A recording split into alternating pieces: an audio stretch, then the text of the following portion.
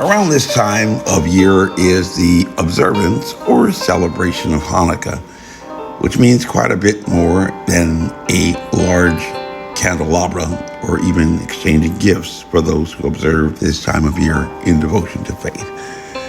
The Greeks were so determined to destroy the faith of the Jewish people around 165 BC that they had removed the original menorah in the Second Temple in Jerusalem, forcing the Jewish people to construct a cheaper one. And they had even broken the vials of blessed oil that remained to light its candles. But while they were preparing to rededicate that temple, one vial was found with an unbroken seal, and their religious leaders were confronted with a choice as to whether to depart from their religious instructions to use all of the oil in the vial to light the candle on the menorah on the first day of the observance for one big celebration, or to attempt to modify their religious practices to permit just a portion of the oil to be rationed over the remaining days of their religious observance. This story is so much like what faith leaders were forced to make choices regarding how they might consider modifications to their devotional religious practices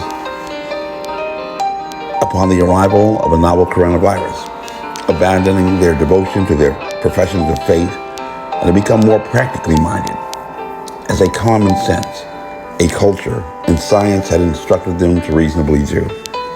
And in this time of year, we take time to celebrate the decision of those Jewish people and the Maccabees to abide by their faith and trust in their God. Just days ago, while new restrictions were being implemented by Governor Northam on the first day of the celebration of Hanukkah, a new call for investigations into the massacre of thousands of political prisoners under the order of Ayatollah Khomeini by the Iranian Reform Government in 1988 began to be discussed at the United Nations.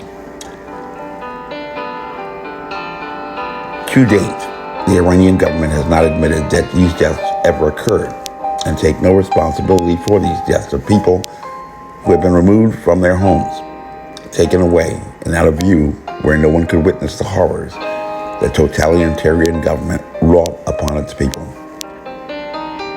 Denial by a government of heinous acts.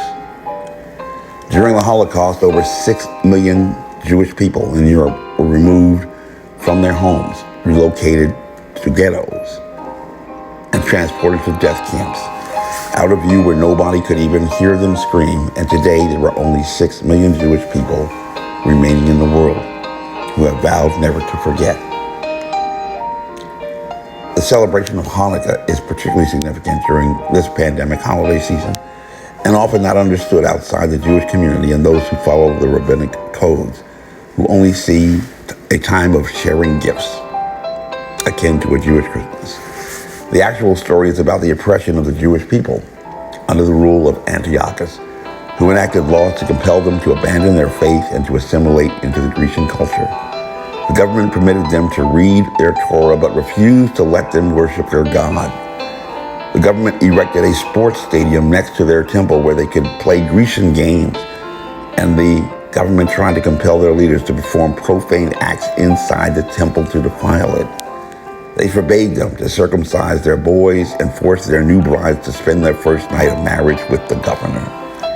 But among the Jewish people were the brothers Maccabee and their sister Shana, who rose up in rebellion as military leaders and religious leaders and waged war against superior Greek military forces, relying on their faith.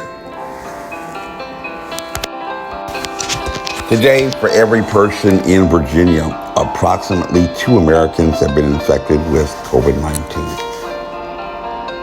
Over 250,000 have died with the condition. A pandemic disease that has canceled religious services, closed schools and businesses, and forced everyone to don facial coverings, which, according to the Data Institute at the University of San Francisco, the scientists upon whom Ralph Northam relied for his mandate, are supposed to remind us each moment of the awesome power of a novel coronavirus that is bigger than God. And if you have no faith, perhaps that is what you need to do. And if you don't know science, perhaps you have no choice.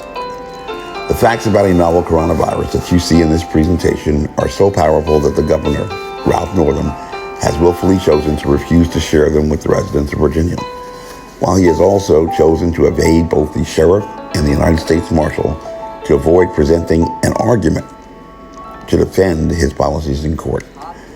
And you have to ask, if the governor's not afraid of offending your religion, closing your business, taking education away from your children, why is he afraid to defend his policies in court? That's for you to decide, because it is your holiday season, your time of gathering with family, your body, and your choice. So whether you're hoping to find mommy kissing Santa Claus under the Christmas tree, thinking of a blue Christmas without you, got your chestnuts roasting on an open fire, or just unhappy that a Grinch stole Christmas, my name is Major Mike Webb, and by God, I am running for governor of Virginia. I ask every Christian, every conservative, every Republican, every Virginian, and every American to like the motto of the infantry: follow me, and we shall overcome. Honest. And y'all come back now. Here.